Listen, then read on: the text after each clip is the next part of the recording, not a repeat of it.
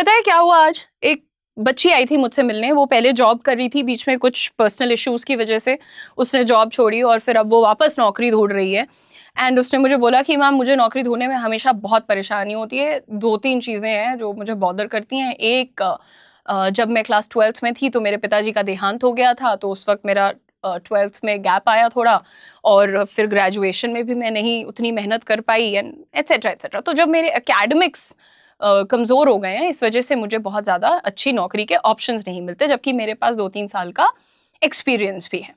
तो यहाँ पर आज का जो ये मैंने आपके लिए सेशन प्लान किया है, ये सिर्फ इस बात पे है कि अगर आपके 10th 12th या ग्रेजुएशन में कम मार्क्स आ गए, तो सबसे पहले एक काम कीजिए, ये वीडियो को एंड तक देखिए, क्योंकि इंडिया में बचपन से हमें एक बात सिखाई गई है, अच्छे नंबर आए तभी अच्छी लाइफ। ऐसा कुछ नहीं है। मैंने अगर कभी जिंदगी में तुम लोग को अपने ग्रेजुएशन के नंबर बता दिए ना, तुम पहले तो ये नहीं मानोगे कि 12वीं में भी सेम लड़की थी और मास्टर्स में भी सेम लड़की थी, क्योंकि मास्टर्स में भी अच्छे नंबर आए हैं और 12वीं में भी अच्छे नंबर आए। पर जो मैंने ग्रेजुएशन के साथ अपनी जिंदगी का मजाक बनाया था, और मुझे और मेरे पेरेंट्स को ये गारंटी थी कि भैया अब इसका लाइफ में कुछ नहीं होगा, क्योंकि मैंने लापरवाही की थी। पहली बार निकले थे भैया स्कूल से बाहर, घर से बाहर, तो लगे हम टहलने घूमने में ज्यादा दिमाग लगा दिया, नंबर खराब कर लिया। लेकिन उसकी वजह से मेरी जिंदगी खत्म नहीं हुई, और यही चीज मैं आज अपने सारे बच्चों को बताना चाहती हूँ। एक तो यार पहले होश में रहो, पढ़ाई लिखाई नंबर अच्छी चीजें हैं, जरूरी हैं, प्लीज उन पे काम करो, समय रहते करो, ठीक है। लेकिन मान लो कि किसी कारणवश, जैसे उस बच्ची ने कहा कि उसके घर पे तो इतना बड़ा संकट आ गया था कि पिताजी नहीं रहे। अब अगर ऐसी कोई स्थिति हो गई और बच्चे का नंबर खराब हो गया तो क्या होगा? अगर मार्क्स अच्छे नहीं हैं तो बस एवरेज जॉब मिलेगी वाला माइंडसेट हमें छोड़ना पड़ेगा। देखिए, कॉर्पोरेट दुनिया में आके ये बात हमें बहुत अच्छे से समझ में आ गई है। कई इंडस्ट्रीज में आपका मार्कशीट इंटरव्यू तक भी नहीं पूछा जा रहा है, ठीक है, इंटरव्यू में भी नहीं मांग रहे हो। सिर्फ एक सवाल होता है कि can you do the job. आज बात करते हैं उन करियर्स की जहां एवरेज एकेडमिक्स के बाद भी आप जेन्युइनली अच्छा करियर बना सकते हो। मैं कोई फेक घर बैठे लाखों कमाओ वाली कहानी नहीं सुनाने वाली हूं आपको। Real jobs, real companies, real growth. सबसे पहले बात करेंगे सेल्स की। प्लीज वीडियो स्किप मत करना, क्योंकि सेल्स का नाम सुन लिया तो आप भाग जाओगे। इंडिया में सेल्स को बहुत अंडर एस्टिमेट किया जाता है, लेकिन रियलिटी क्या है? कई इंडस्ट्रीज में टॉप सेल्स प्रोफेशनल्स अपने मैनेजर से भी ज्यादा कमा लेते हैं। और ऐसा क्यों? क्योंकि सैलरी के साथ इंसेंटिव भी होता है। Insurance, real estate, automobile, medical devices, banking, B2B sales. अगर आप कम्युनिकेशन, रिलेशनशिप बिल्डिंग और प्रॉब्लम सॉल्विंग सीख लेते हो, तो मार्क्स से ज्यादा परफॉर्मेंस काउंट करता है आपके लिए। तो सेल्स वो फील्ड है जो आप एक्सप्लोर कर सकते हो। नंबर 2, कस्टमर सपोर्ट से कस्टमर सक्सेस। बहुत लोग कस्टमर सपोर्ट को फाइनल डेस्टिनेशन समझते हैं। उनको लगता है बस हम कस्टमर सपोर्ट में आ गए हैं, अपना करते रहेंगे। नहीं, दैट्स रॉन्ग। ये एंट्री गेट है। आज बहुत सारी कंपनीज ग्रेजुएट्स और कभी कभी 12th पास कैंडिडेट्स को भी कस्टमर सपोर्ट में हायर करती हैं। अगर आप कम्युनिकेशन इंप्रूव करते हो तो customer success, account management, client relationship roles तक इजीली जा सकते हो, और सैलरी भी बहुत अच्छे से इंप्रूव होती है। Number 3, recruitment. एक इंटरेस्टिंग फैक्ट आपको बताती हूँ, कई रिक्रूटर्स इंजीनियर्स नहीं होते हैं, MBA भी नहीं करके आते हैं, सिंपल ग्रेजुएट्स होते हैं। उनका काम क्या होता है? टैलेंट को ढूंढना, कैंडिडेट से बात करना, इंटरव्यूज कोऑर्डिनेट करना, और जैसे जैसे प्लेसमेंट्स करते जाते हैं वैसे वैसे इंसेंटिव्स भी बढ़ते जाते हैं। अगर लोगों से बात करना पसंद है, ये करियर काफी रिवॉर्डिंग हो सकता है। Number 4, digital marketing degree. Helpful? Yes. Compulsory? No. अगर आप सीख लीजिए social media, SEO, Google ads, Meta ads, content marketing, email marketing, तो एजेंसीज और स्टार्टअप्स अपॉर्चुनिटीज बिल्कुल खुलेआम दे रही हैं।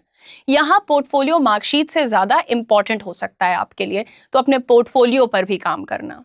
नंबर 5, इनसाइड सेल्स, और you can call it business development.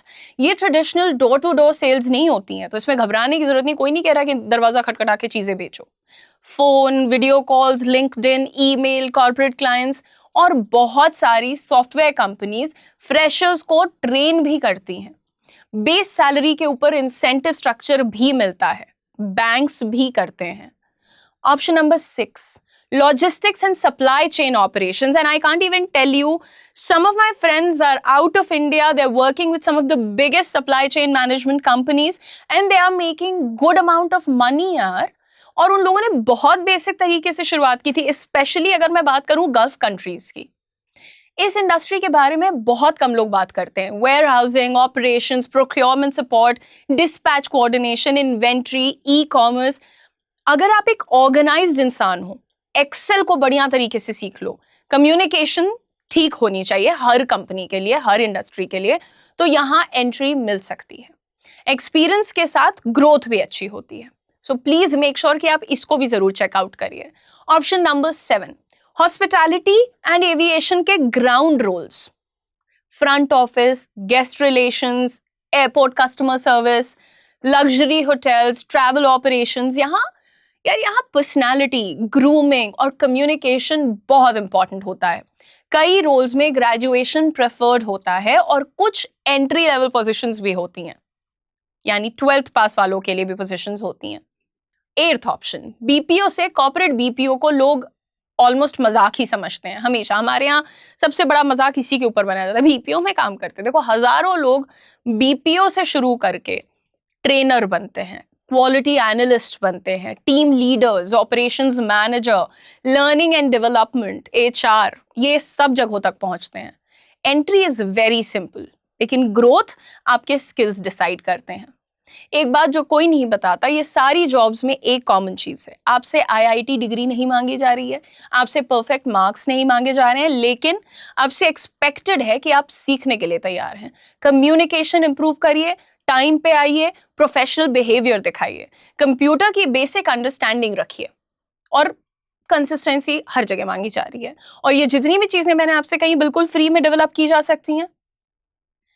देखिए, मैं ये नहीं कह रही कि मार्क्स इंपॉर्टेंट नहीं होते. मैंने सबसे पहले ये कहा कि भाई जब पढ़ने लिखने का वक्त है तो उस टाइम पर अपने मार्क्स, अपनी डिग्री, अपनी पढ़ाई, अपने नॉलेज, सब कुछ पे बिल्कुल शिद्दत से काम करो. मैंने गलती की है, गलती से सीखा है. आज भी अगर मैं अपना पूरा प्रोफाइल देखती हूँ तो सबसे शर्मिंदगी जब होती है तो सिर्फ वही ग्रेजुएशन वाले नंबर्स को देख के होती है. जेन्युइनली बता रही हूँ, कभी कॉन्फिडेंस आएगा तो तुम लोग को दिखा भी दूंगी कि मैंने कितने खराब अपने नंबर कर लिए. और तब ज्यादा चुभता है जब आप एक्चुअली एक डिसेंट स्टूडेंट हैं, मतलब 12वीं में भी अच्छे नंबर थे, 10वीं में भी डिसेंट नंबर थे, पोस्ट ग्रेजुएशन में भी डिसेंट थे, फिर ग्रेजुएशन में इतनी बड़ी लापरवाही कैसे हो गई मुझसे. अब हो गई, की तो मैंने गलती, और मैं उसके लिए शर्मिंदा भी हूँ, लेकिन उसकी वजह से मैं ये नहीं कह सकती कि मेरा करियर अच्छा नहीं रहा या मेरी ग्रोथ अच्छी नहीं रही. वो आपकी डिसिप्लिन पे, आपकी कंसिस्टेंसी पे और आपके माइंडसेट पे होता है. नंबर इंपॉर्टेंट होते हैं. डॉक्टर बनना है, लॉयर बनना है, प्रोफेसर बनना है, साइंटिस्ट बनना है, एकेडमिक्स बहुत मैटर करते हैं. लेकिन अगर आपके मार्क्स वीक हैं तो इसका मतलब ये नहीं है कि करियर खत्म हो जाएगा. कॉर्पोरेट दुनिया में एक स्टेज के बाद लोग पूछते हैं पिछले साल तुमने क्या अचीव किया, ये नहीं पूछते 12वीं में परसेंटेज कितना आया था. शायद इसीलिए आज भी बहुत सारे एवरेज स्टूडेंट्स आउटस्टैंडिंग करियर्स बना चुके हैं मेरी तरह. मैं ये नहीं कहती कि मुझसे बेहतर करियर किसी का नहीं है, बट विश्वास मानिए मैं खुद नहीं जानती थी कि मैं जिंदगी में इतना डिसेंट कर ले जाऊंगी. ठीक है, मार्क्स उनकी कहानी का पहला चैप्टर थे, वो शायद पूरी किताब नहीं हो सकते, है ना. तो उस बच्चे से मिली, अपने आप को देखा, तो मुझे लगा ये बात आप लोग को बताना बहुत ज़रूरी है. हो सकता है 10वीं 12वीं ग्रेजुएशन, पोस्ट ग्रेजुएशन कहीं गलती हुई और तुम्हारे नंबर खराब हो गए, but don't let that act as a burden on you. Relax, take one thing at a time, work on your skills, work on your communication, your overall personality, overall personality, and make sure that you believe in yourself. अपने आप पर भरोसा रखो यार.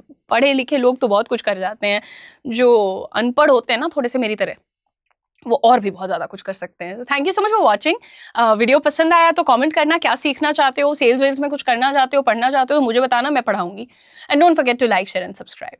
हर इंसान जब आपसे मांगता है करियर के शुरुआत में ही एक्सपीरियंस, तो आप भी रह जाते हैं लॉस्ट. लेकिन हम लेकर के आए हैं कोटक महिंद्रा बैंक के साथ आपके लिए एक बहुत ही शानदार अपॉर्चुनिटी, जो कि एक फ्रेशर को हायर कर रहा है. अगर आप भी हैं एक ऐसे इंडिविजुअल जिनकी कम्युनिकेशन स्किल्स अच्छी हैं और वो कॉन्फिडेंट है और साथ ही वो अपने करियर को स्टार्ट करने के लिए बहुत ज़्यादा डेडिकेटेड है, तो this opportunity is for you. इस अपॉर्चुनिटी का नाम है Kotak Mahindra sky bankers programme in collaboration with Career 24/7. This is a great launch pad for all the freshers out there. आप कहीं से भी हैं, आप इस प्रोग्राम के लिए अप्लाई कर सकते हैं.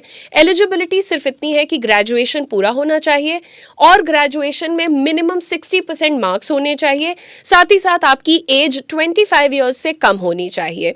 इस प्रोग्राम को स्पेशली डिजाइन किया गया है उन यंगस्टर्स के लिए जो कि अपने करियर को बैंकिंग में बूस्ट करना चाहते हैं. यहाँ पर आपको मिलेगी स्ट्रक्चर्ड 45 डेज ट्रेनिंग और उसके बाद गारंटीड जॉब.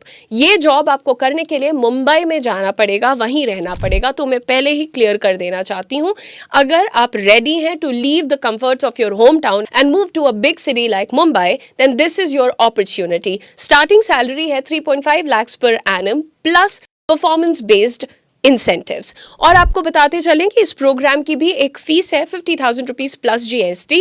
लेकिन जैसे ही आप इस जॉब में 1 साल कंप्लीट करेंगे, आपको आपके 50,000 rupees in the form of a bonus लौटा दिए जाएंगे. सो मेक श्योर कि आप इस अपॉर्चुनिटी को जरूर चेकआउट करें अगर आप फाइनेंस, बैंकिंग और कस्टमर रिलेशनशिप्स रोल में करियर को बिल्ड करना चाहते हैं. अप्लाई करने के लिए नीचे दिए गए डिस्क्रिप्शन में हमारा रजिस्ट्रेशन लिंक है, उस पर क्लिक करें, फॉर्म को पूरा फिल करें. आगे का पूरा प्रोसेस हमारी टीम आपको जरूर समझाएगी.